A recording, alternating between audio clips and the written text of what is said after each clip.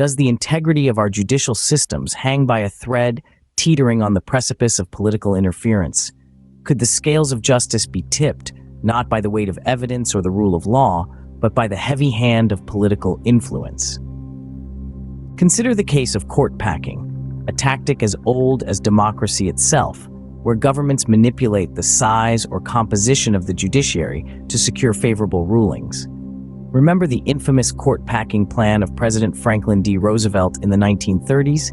He sought to expand the Supreme Court to gain approval for his New Deal policies. Although his plan was rejected, it set a dangerous precedent, showing that even the highest court in the land was not immune to political maneuvering. Or take the case of judicial intimidation. In 2016, the Supreme Court of Venezuela was caught in a political crossfire, with judges facing threats and harassment for their rulings against the government's interests. The intimidation tactics used against these judges had a chilling effect, discouraging them from pursuing cases perceived as politically sensitive and undermining the court's independence. Then, there's the undermining of judicial authority. A stark example comes from Kenya, where in 2017, the presidential election result was nullified by the Supreme Court due to irregularities.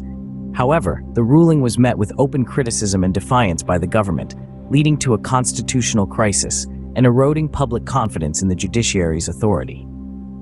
The implications of such political interference are profound. It undermines the rule of law, leading to arbitrary or discriminatory outcomes. It erodes public trust, breeding perceptions of bias and corruption. And it can result in the suppression of dissent, persecution of political opponents, and infringement of fundamental rights and freedoms. So how do we safeguard judicial independence in the face of such threats?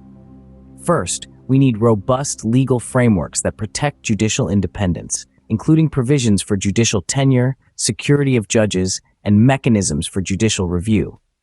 Second, we must ensure judicial autonomy.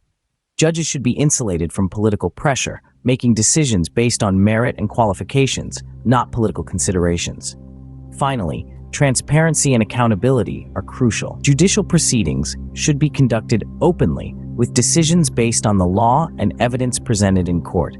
The integrity of our judicial systems is too precious a commodity to be bartered away for political expediency. It's a battle that requires the vigilance and dedication of every citizen. So, raise your voice, demand transparency, and support efforts to safeguard judicial independence. Because in the end, the strength of our judiciary is the strength of our democracy.